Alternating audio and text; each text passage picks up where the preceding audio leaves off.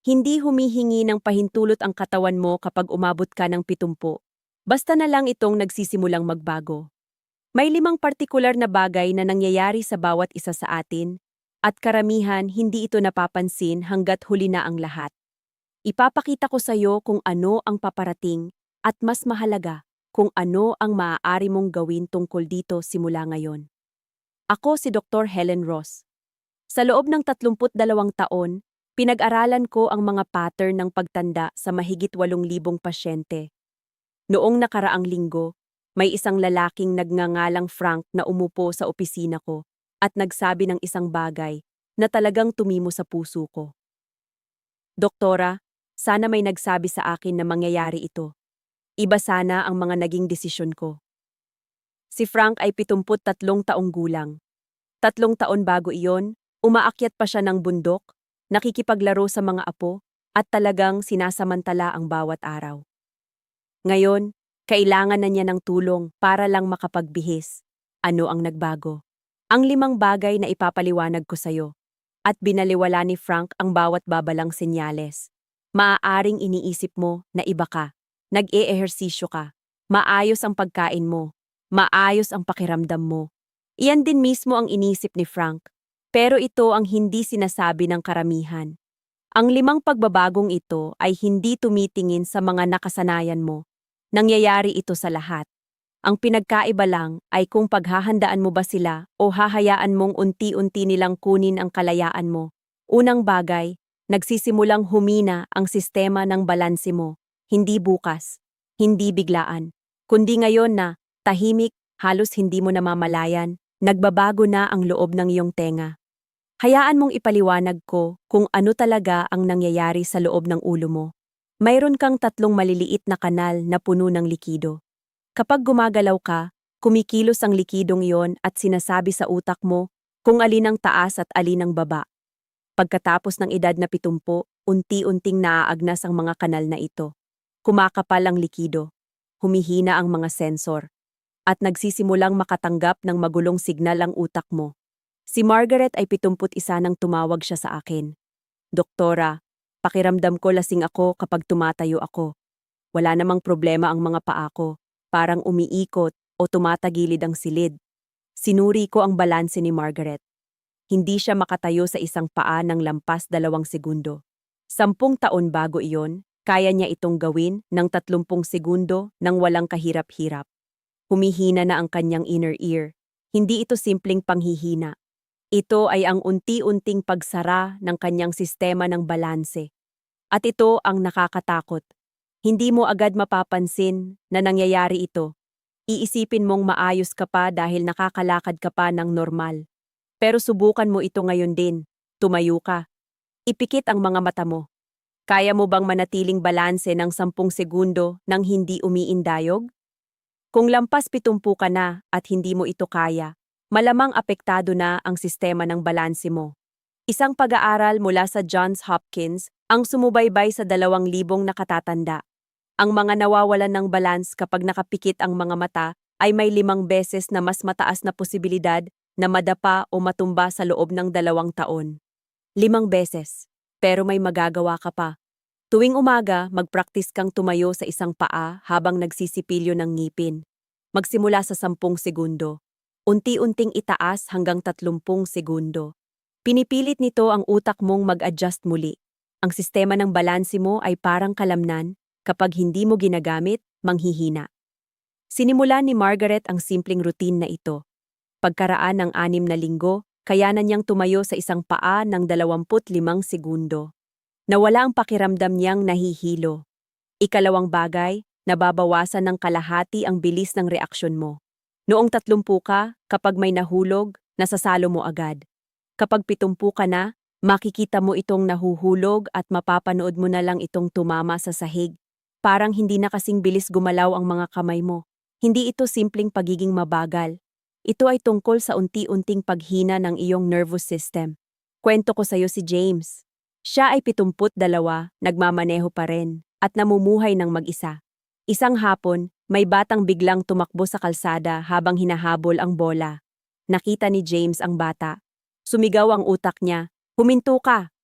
Pero ang paa niya ay hindi agad tumapak sa preno sa loob ng isang buong segundo. Ang isang segundo ay parang wala lang. Pero kung tumatakbo ang sasakyan mo ng 30 milya bawat oras, makakausad ito ng 44 na talampakan sa loob ng isang segundo. Huminto si James na 6 pulgada na lang ang layo mula sa bata. Pumasok siya sa opisina ko na nanginginig. Doktora, nakita ko siya. Sinubukan kong huminto, pero parang hindi sumunod ang katawan ko. Sinuri ko ang reaction time ni James. Mula sa stimulus hanggang sa aktual na tugon, umaabot ng 1.4 na segundo ang average niya. Noong 30 siya, nasa 0.7 segundo lang sana iyon. Literal na kalahati ang bilis ng kanyang nervous system kumpara noon. Isang pag-aaral mula sa Stanford ang eksaktong sumukat nito. Sinubukan nila ang 2,500 katao sa iba't ibang edad. Sa edad na 70, ang nerve signals mo ay naglalakbay ng 30% na mas mabagal kumpara noong 50 ka pa lang. Mas tumatagal bago maproseso ng utak mo ang mga nakikita mo. Mas tumatagal din bago tumugon ang mga kalamnan mo sa utos ng isip mo. Parang lahat ay unti-unting bumabagal. Ito ang dahilan kung bakit mas maraming aksidente ang nasasangkutan ng mga nakatatanda kahit mas maingat naman silang magmaneho. Hindi ito usapin ng maling paghatol o kapabayaan. Ito ay biyolohiya. Pero hindi ibig sabihin na wala ka nang magagawa. Maaari mo itong labanan. Maglaro ka ng mga reaction games sa phone mo. Subukan mong sumalo ng bola laban sa pader. Ang mga simpleng aktibidad na ito ay pinipilit ang nervous system mo na manatiling alerto at matalas. Sinimulan ni James ang paggawa ng hand-eye coordination drills araw-araw. Pagkalipas ng 3 buwan, bumuti ang reaction time niya at naging 1.1 segundo. Mas mabagal pa rin kumpara noong kabataan niya, pero sapat na para maging ligtas. Ngayon, dito na nagiging mas seryoso ang usapan. Ang unang 2 pagbabago, balance at reaction time, parang paghahanda pa lang. Ginagawa ka nilang mas vulnerable. Pero ang susunod na 3 pagbabago ang talagang kumukuha ng kalayaan mo. Sila ang dahilan kung bakit may mga taong napupunta sa nursing homes. Sila ang dahilan kung bakit nagkakaroon ng masasakit na pag-uusap sa pamilya tungkol sa kung sino na ang hindi na kayang mamuhay mag-isa. Ang ikatlong bagay ay nangyayari sa loob mismo ng mga kalamnan mo ngayon at hindi mo pa ito nararamdaman. Ikatlong bagay, sarcopenia. Para bang kinakain ng sarili mong katawan ang mga kalamnan mo? Si Maria ay 68 taong gulang. Mag-isa siyang nakatira sa Seattle. Malakas na babae, independent, kayang gawin ang lahat ng mag-isa. Isang umaga, sinubukan niyang buksan ang isang garapon ng atsara. Hindi niya mabuksan. Sinubukan ulit. Wala pa rin. Nahihiya siyang tumawag sa anak niya.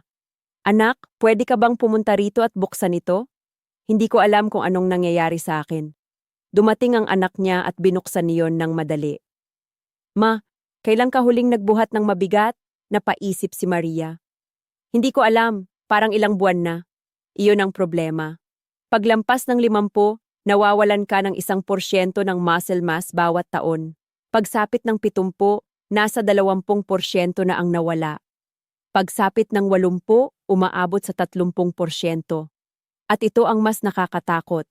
Mas bumibilis ang pagkawala ng muscle mula 70 hanggang 75. 2 beses mas mabilis kumpara noong 60 hanggang 65. Isang pag-aaral mula sa Tufts University ang sumukat nito sa 800 seniors. Sa edad na 65, kaya nilang magbuhat ng average na 40 pounds. Sa 75, 28 pounds na lang. Sa 85, 18 pounds na lang. Iyan ay 55% na pagbaba sa loob lamang ng isang dekada.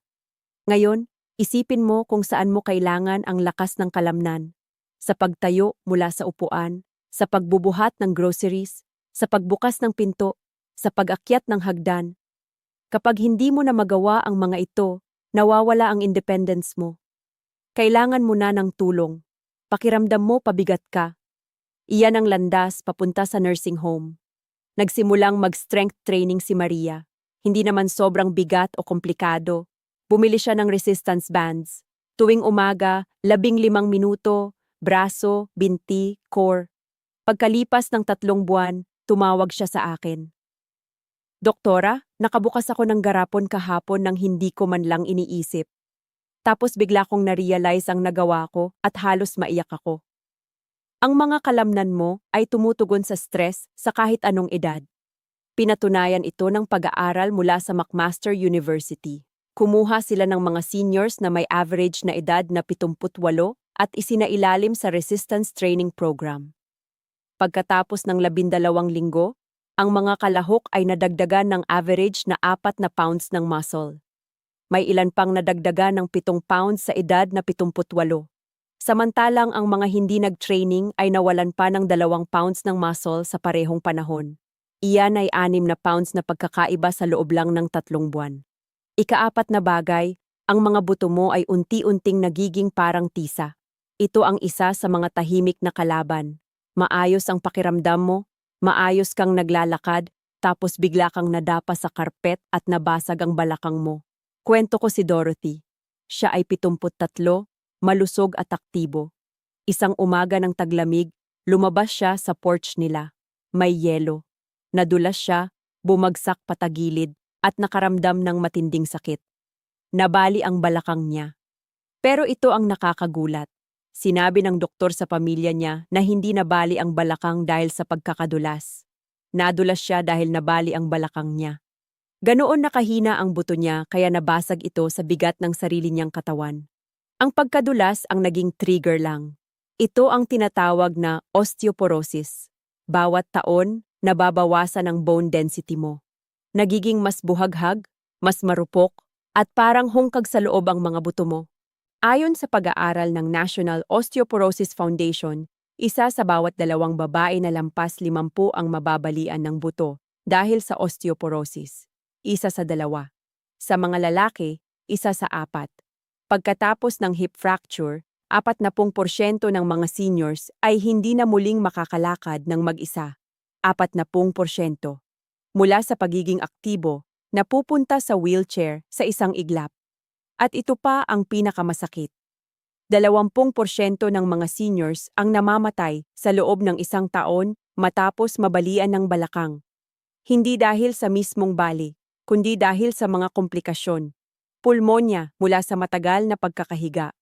Blood clots dahil sa hindi paggalaw, impeksyon mula sa operasyon.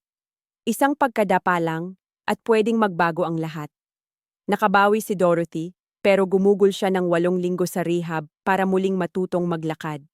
Sinabi niya sa akin, "Doktora, akala ko malusog ako. Wala akong ideya na ganoon na pala kahina ang mga buto ko." Iyan ang problema. Hindi mo mararamdaman ang pagkawala ng bone density. Walang kirot, walang malinaw na babala, hanggang sa isang araw bigla na lang may trahedya. Pero may magagawa ka para maiwasan ito. Kailangan mo ng weight-bearing exercise at hindi sapat ang simpleng paglalakad lang. Kailangan may impact, jumping jacks, magaan na pagja-jog, anumang ehersisyong nagbibigay ng stress sa mga buto mo. Kapag na-stress ang buto sa tamang paraan, nagbibigay ito ng signal sa katawan mo na palakasin pa ito. Kailangan mo rin ng calcium at vitamin D. Karamihan sa mga nakatatanda ay kulang sa 2 ito. Mahalaga ang mga ito para makabuo ng mas matibay na buto ang katawan mo. Nagsimula si Dorothy sa isang bone strengthening program. Pagkalipas ng 1 taon, ipinakita ng bone density scan niya na may pagbuti. Hindi man bumalik sa normal, mas matibay na ito kaysa dati. Ika-5 bagay, at ito ang bihirang pag-usapan ng karamihan. Unti-unting nawawala ang proprioception mo. Ano ba ang proprioception? Ito ang kakayahan ng katawan mong malaman kung nasaan ito sa espasyo kahit hindi ka tumitingin. Ngayon din, ipikit mo ang mga mata mo. Hawakan mo ang ilong mo gamit ang daliri mo. Nagagawa mo iyon dahil alam ng utak mo kung nasaan ang kamay mo at kung nasaan ang ilong mo. Iyan ang proprioception. Pagkatapos ng edad na 70, nagsisimulang humina ang sistemang ito. Nawawala sa utak ang eksaktong mapa kung nasaan ang mga paa mo. Akala mo itinataas mo ng sapat ang paa mo para makalagpas sa baitang, pero hindi pala. Kaya ka natitisod. Isang pag-aaral mula sa University of Michigan ang sumubok nito. Ipinaglakad nila sa hagdan ang mga seniors habang may suot na sensors. Akala ng mga kalahok ay itinataas nila ang paa nila ng 6 na pulgada. Pero ipinakita ng sensors na 3 pulgada lang pala. Parang niloloko sila ng sarili nilang utak. Ito ang dahilan kung bakit may mga nakatatanda na natitisod sa mga bagay na nakikita naman nila. Hindi ito problema sa paningin. Hindi rin ito simpleng panghihina. Ito ay dahil nagiging hindi na eksakto ang body map ng utak. Si Robert ay 76. 3 beses siyang natapilok sa sarili niyang paa sa loob lang ng 1 buwan. Walang harang, walang nakaharang na bagay. Nagkamali lang siya ng tantiya kung nasaan ang paa niya. Tinuruan ko si Robert ng mga proprioception exercises, pagtayo sa isang paa, paglalakad ng heel-to-toe sa tuwid na linya. Pinipilit ng mga ito ang utak na mag-recalibrate. Pagkalipas ng 6 na linggo, wala na siyang pagkatapilok. Kaya, ano ang dapat mong gawin tungkol dito? 3 ehersisyo. Una, ang single leg stand. Tuwing umaga habang nagsisipilyo ka, tumayo ka sa isang paa. Tig 30 segundo bawat paa. Pinipilit nito ang utak mong alamin muli kung nasaan ang katawan mo sa espasyo. Ikalawa, heel-to-toe walking. Maglakad ka sa loob ng kwarto mo, ilagay ang isang paa diretso sa harap ng isa. Parang naglalakad ka sa manipis na lubid. 10 hakbang pasulong, 10 hakbang pabalik. Dito natututong muli ang utak ng presisyon. Ikatlo, ang blind reach. Ipikit mo ang mga mata mo. Iunat mo ang kamay mo at subukang abutin ang doorknob o switch ng ilaw. Habang ginagawa mo ito, mas tumatalas ang proprioception mo. 5 minuto lang ang 3 ehersisyong ito kung pagsasamahin. 5 minuto para maiwasan ang mga pagkatapilok na maaaring magdala sayo sa wheelchair. Ginawa ito ni Margaret tuwing umaga sa loob ng 1 buwan. Sinabi niya sa akin, "Doktora, pakiramdam ko steady na ulit ako. Hindi na ako nag-shuffle kapag naglalakad. Kayang matuto muli ng utak mo. Kailangan lang nito ng tamang pagsasanay. Ika-6 na bagay, nadodoble ang reaction time mo. Sa edad na 25, kapag muntik ka ng matumba, agad nagpapadala ng signal ang utak mo sa mga kalamnan mo. Saluhin ang sarili. Hawakan ang railing. Humakbang patagilid. Sa loob lang ng ilang millisecond, tumutugon ang katawan mo. Pero sa edad na 75, ang parehong signal ay umaabot ng doble ang tagal. Isang pag-aaral mula sa Journal of Gerontology ang eksaktong sumukat nito. Ang mga batang adulto ay tumutugon sa pagkawala ng balanse sa loob ng 200 milisegundo. Ang mga seniors ay umaabot ng 400 milisegundo. Ang dagdag na bahagi ng segundo na iyon ang nagiging pagitan ng pagsalo sa sarili at pagbagsak sa sahig. Bakit ito nangyayari? Humihina ang mga nerve mo. Ang balot sa paligid ng nerves na tinatawag na myelin ay unti-unting nasisira habang tumatanda. Dahil dito, mas mabagal ang paglalakbay ng signal. Para itong paglipat mula sa fiber optic internet papuntang dial-up. Nakakarating pa rin ang impormasyon pero hindi na sapat ang bilis. Hindi mo kayang tuluyang baliktarin ang pagtanda ng nerves pero maaari mong sanayin ang compensatory speed mo. Paano? Catch drills. Magpatapon ka ng softball nang hindi mo inaasahan. Natututo ang utak mong magproseso ng mas mabilis. Reaction games. Mga app na dinisenyo para sa cognitive speed. Kahit video games ay nakakatulong. Isang pag-aaral mula sa University of California ang nakakita na ang mga seniors na naglaro ng action video games ng kabuuang 12 oras ay bumuti ang reaction time ng 30%.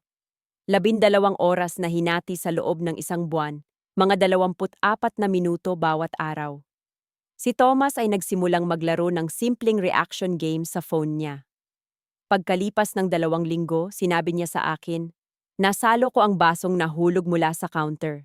Dati, panonoorin ko lang sana yon habang bumabagsak." Ang maliliit na pagbuti ay nagdudulot ng malaking pagkakaiba sa totoong sitwasyon. Ikapitong bagay, at maaaring ito ang pinakamahalaga, ang takot mo mismo ang nagpapataas ng risk mong matumba. Parang kabaligtaran, hindi ba? Hindi ba dapat mas maging maingat ka kapag may takot?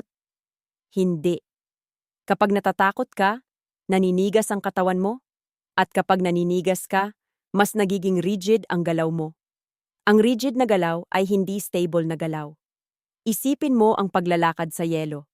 Kapag relax ka, natural kang nag-a-adjust sa mga madudulas na bahagi. Pero kapag takot na takot ka, naglalak ang katawan mo. Doon ka mas madaling bumagsak. Isang pag-aaral mula sa British Medical Journal ang natuklasan na ang mga seniors na may mataas na takot sa pagbagsak ay 3 beses na mas malamang talagang matumba. 3 beses. Ang mismong takot ang nagiging sanhi ng pagbagsak. Si Helen ay 71. Minsan siyang nadapa sa kusina, minor na pasa lang. Pero pagkatapos noon, labis na siyang natakot. Nagsimula siyang maglakad ng maliliit at pa-shuffle na hakbang, palaging nakakapit sa mga muebles, at iniiwasan na ang hagdan. Sinabi ko sa kanya, Helen, ang takot mo ang nagpapataas ng risk mong matumba, hindi nagpapababa. Nagtrabaho kami sa pagbuo ng confidence niya. Nagpractice siyang maglakad ng normal habang nandoon ako sa tabi niya. Unti-unti naming dinagdagan ang hirap, bahagyang uneven na surfaces. Pagkalipas ng 6 na linggo, sinabi niya, nakalimutan kong natatakot ako. Basta naglakad na lang ulit ako ng normal.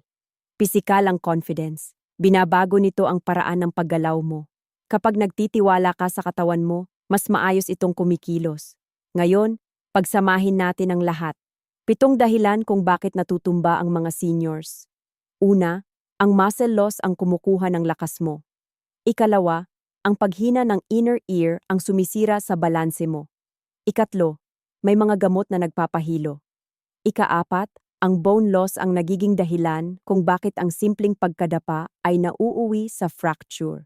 Ikalima, nawawala ang proprioception at naliligaw ang mapa ng katawan sa utak. Ika-6, nadodoble ang reaction time at hindi mo na agad nasasalo ang sarili mo. Ika-7, ang takot ay nagpapagalaw sa'yo na parang bumabagsak ka na kahit hindi pa. Bawat isa sa mga ito ay may solusyon. Strength training, balance exercises, pagrepaso sa mga iniinom na gamot kasama ang doktor, bone building programs, proprioception drills, reaction training at confidence work. Hindi ka helpless. Magsimula ka ngayon. Pumili ka ng 3 ehersisyo mula sa video na ito. Gawin mo araw-araw, itrack mo ang progreso mo. Sa loob ng 1 buwan, mararamdaman mo ang pagbabago. Sa loob ng 3 buwan, mapapansin ng pamilya mo. Sa loob ng 6 na buwan, magtataka ka kung bakit mo naramdaman noon na hindi ka stable. 3,000 seniors ang namamatay dahil sa pagkadapa bawat taon sa Amerika. Huwag kang maging statistic. May kaalaman ka na ngayon, gamitin mo ito. Ang mga binti mo ay ginawa para buhatin ka sa loob ng 100 taon. Ibigay mo sa kanila ang pagsasanay na kailangan nila. Bumalik si Frank para magpatingin 6 na buwan matapos ang una naming pag-uusap. Pumasok siya sa klinika nang walang alalay. Tumayo siya mula sa upuan nang hindi nagtutulak sa armrests. Tumingin siya sa akin at sinabi, Doktora, nabawi ko ang buhay ko.